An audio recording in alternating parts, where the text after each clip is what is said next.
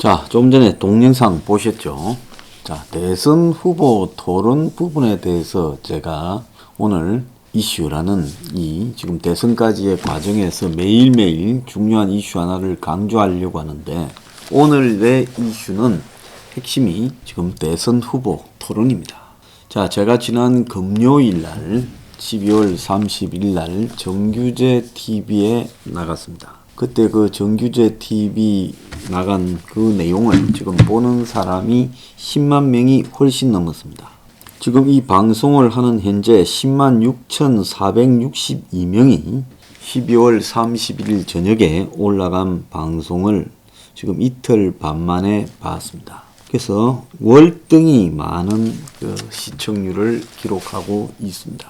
그래서 제가 어떤 방송이든 토론을 하기 시작하면 저는 저를 당할 대선 후보가 없다고 봅니다. 이재명이 윤석열에게 토론을 하자라고 쫓아다니는데 윤석열은 토론을 거부하고 있습니다. 그런데 그 이재명, 제가 어제 그제 이틀 동안에 니 그래 토론 잘하면 나하고 토론하자고 내가 이야기를 했습니다. 자, 그 이재명 입장에서 그래 황장수 너하고 지지율도 안 잡히는 너하고 토론하면 내가 손해인데 왜 하니? 이렇게 말할지 모르겠는데, 이재명이 그렇게 토론을 잘한다면 저하고 토론해서 이기면 이재명은 그때부터 정말 명실상부한 토론갑이지 않겠습니까? 자, 황장수도 과거에 TV 토론에 수천에 참석해서 이 토론에 대해서는 잘한다고 장안에 소문이 자자하죠.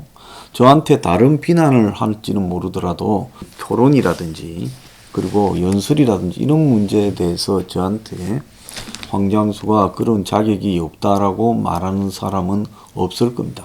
저를 비난하는 사람도 토론하고 연설은 잘하네. 그거는 기본적으로 인정하고 가야 될 거라고 봅니다. 그런데 좌파 진영에서 요 며칠간 윤석열을 쫓아다니면서 이재명이 토론을 하자라고 요구를 하고, 그것도 일환으로 MBC가 토론에 대한 국민 여론조사를 발표했습니다. MBC가 코리아 리서치에 의뢰해 전국 남녀 1,007명을 조사으로 지금 조사를 해보니까 대선 후보 토론을 후보자 검증을 위해 바로 실시해야 된다라는 응답이 56.5%, 2월 중순에 공식 선거운동이 시작된 뒤에 법정 토론을 하면 된다라는 응답이 36.9%, 그러니까 바로 시작하자라는 이야기가 월등하게 높았습니다. 자, 제가 언론에 제안을 합니다. 대선 후보 법정 토론에 5% 이상 되어야 참가 자격이 있다, 이렇게 이야기하면서 가이드라인을 긋고 있습니다. 그런데 실제로 저한테 토론만 보장이 된다면 제가 5% 안에는 충분히 들어가지요. 5% 안에만 들어가겠습니까? 안철수보다는 더 들 자신이 있습니다. 그런데 문제는 모든 언론이 반기득권 철폐를 내세우고 있는 황장수를 철저하게 외면하고 있다는 데 문제가 있는 거 아니겠어요? 언론에서 있다고 하면 있는 사람이 되고 언론에서 없다고 하면 없는 사람이 되는 게 대한민국의 이 실정 아닙니까? 심지어 대선으로 나선 후보에 대해서조차도 언론에서 없는 취급을 하게 되면 그 대선 후보는 없는 사람이 됩니다. 그래서 기득권 언론들이 좌우가 연합을 하여 황장수는 보도하지 마라. 아니, 그 다른 어떤 시사 프로에 돈을 갖다가 뜯는 방법에서 거의 사기꾼처럼 이렇게 한 사람에 대해서조차도 언론은 모르겠어요. 뒷구멍으로 뭐가 있는지 모르지만 가십처럼 다루면서 언론에 등장시키니까 그 사람의 지지율이 5%에 근접한다, 토론에 나올 건가 하는 그런 기사가 난무하고 있습니다. 만약에 여기 있는 황장수를 그런 식으로라도 언론이 달아본다 하세요. 5% 안 넘어가겠습니까?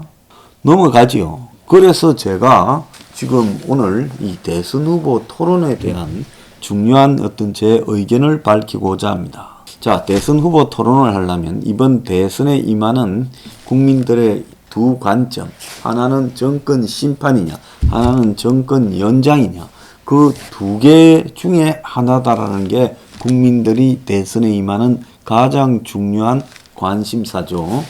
그러지 않습니까? 그렇다면 정권 교체를 요구하는 쪽은 저나 윤석열 후보나 이런 쪽이 거기에 속할 거고, 보수의 영역. 정권 연장을 원하는 쪽은 이재명이나 모르겠어요.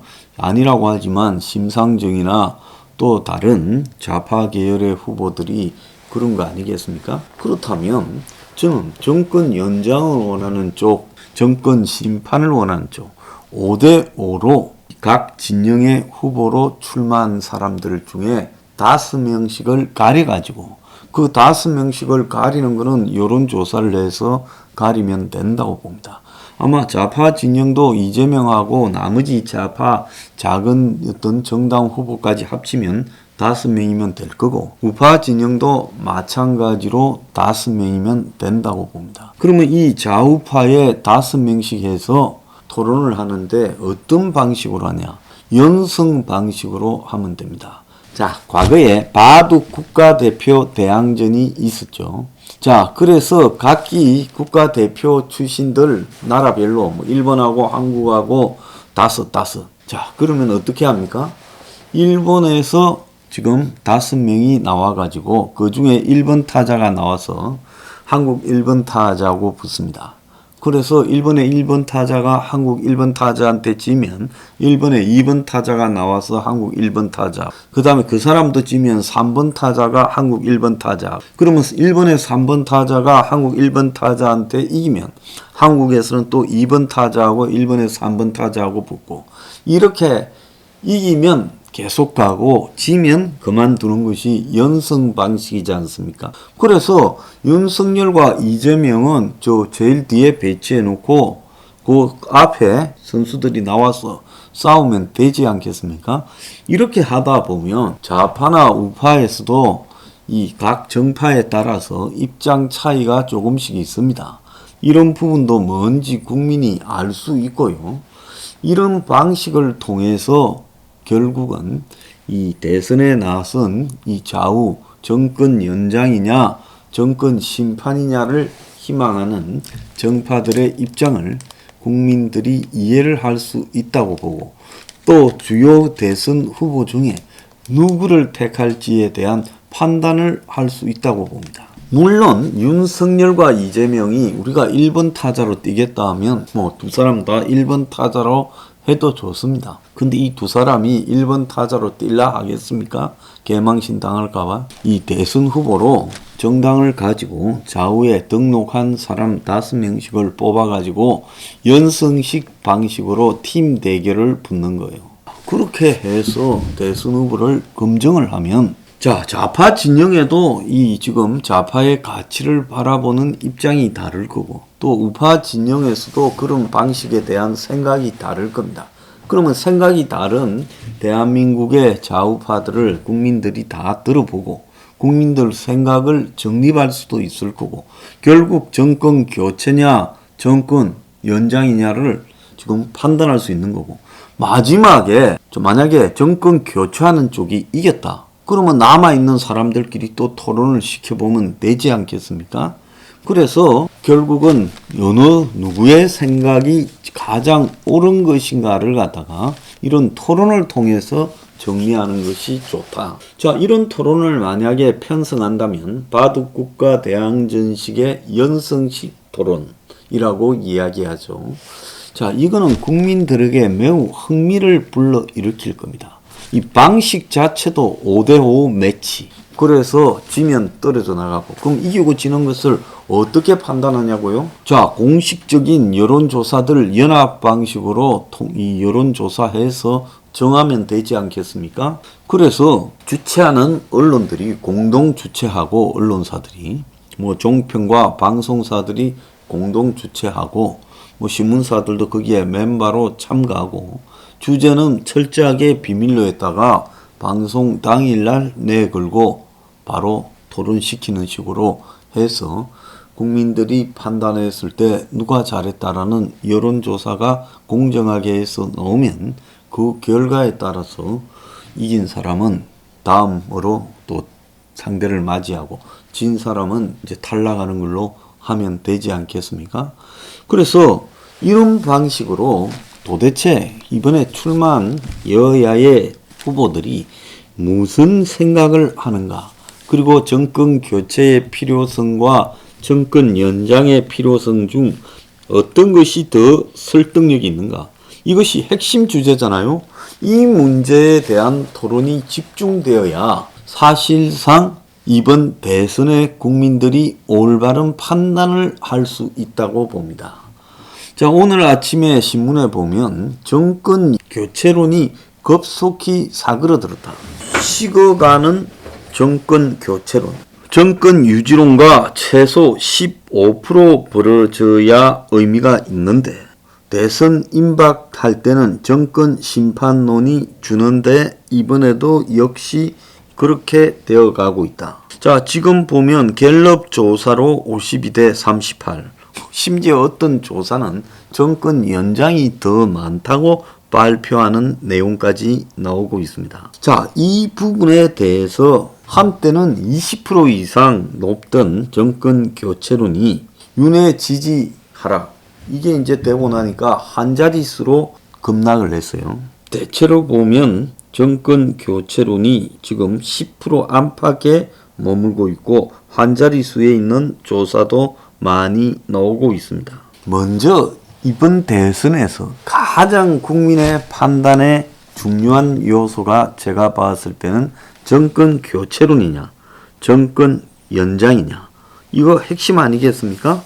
그래서 이 부분에 대해서 이 좌우파 간의 토론이 필요하다. 그래서 이걸 가지고 사람들이 들으면서, 야, 내가 이 정권을 심판해야 되겠나, 아니 이 정권이 연장되도록 해야 되겠는가를 정할 수 있게 만든다는 겁니다. 자, 여기에 맨날 윤석열, 이재명입니다. 사상 최악의 이 3.6 후보들이고 개인의 비리와 허점, 가족의 문제들이 줄을 잇고 있습니다.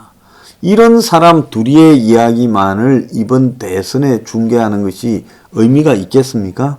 또 대선 때면 단골로 나오는 각설이 멤버들, 안철수, 허경영이 등 아닙니까? 그래서 이런 사람들 이야기를 듣는 것이 뭐 더 들을 게 있습니까? 그래서 제가 주장하는 이야기는 대선에 뉴페이스들도 많다. 그래서 좌우 간에 토론을 시켜보자. 그러면 알게 될 거 아닙니까? 안철수도 요즘 보수라고 주장하니까 보수파 편에 멤버로서 끼워주면 될 거 아닙니까? 그래서 이쪽 저쪽에서 토론하는 모습을 보고 국민들이 어느 쪽이 맞다, 이 판단을 할 거 아닙니까?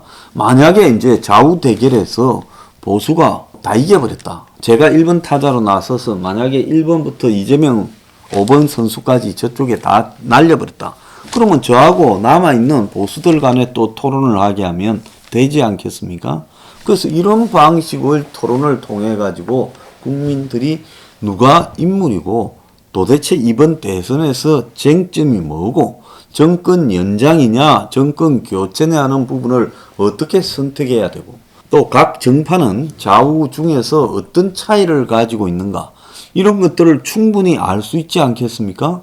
그래서 방송국들이 돌아가면서 일주일에 한 두세 번씩만 해도요, 이걸 금방 소화해낼 수 있고 국민들이 또 대선에 엄청난 관심을 가지고 시청률을 불러일으킬 수 있지 않겠습니까? 이걸 못하게 하는 이유는, 이걸 안 하게 하는 이유가 뭐 때문이라고 보십니까? 만약에 이걸 하게 했을 때는 오늘날 이재명이나 윤석열이 너무나 허접해 보여서, 그래서 저들이 무너질까봐, 그래서 기득권 정당 이 구도가 붕괴될까봐 그걸 막기 위해서 기득권들이 이런 토론을 막고 있는 거다. 저는 그런 생각을 합니다. 자, 그래서 정리하자면 좌우파 5대5로 연성 방식의 정권 교체냐 정권 연장이냐를 놓고 토론을 벌이자. 오늘 제가 그걸 주장합니다. 그리고 마지막에 한쪽에서 이겼는데 자기 편에 남아있는 선수들이 있으면 앞 한 번도 토론 못한 사람도 있을 거 아닙니까? 그러면 남아있는 그 진영 내부의 토론을 또 두세 번 시키면 될 거 아닙니까?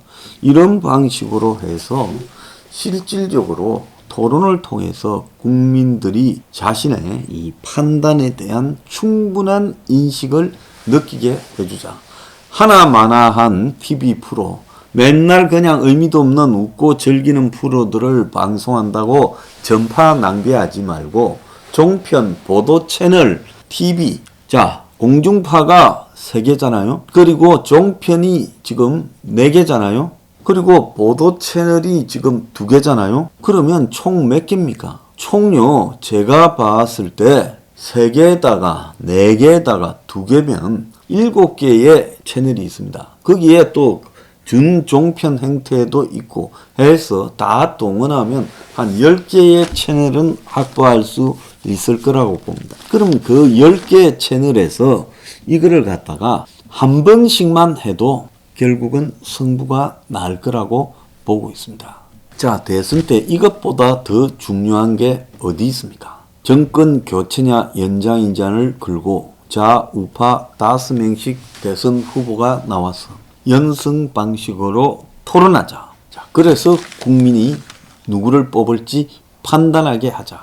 그래서 이재명과 윤석열이 과연 자기 진영에 나온 다른 후보보다 똑똑한가도 이 방식을 통해서 검증되어져야 됩니다. 맨날 보는 이재명과 윤석열, 그들의 수준이 어느 정도 되는지, 아니면 같은 진영에 그들보다 나은 사람이 훨씬 더 있네, 이것도 지금 알 수 있을 거 아니에요?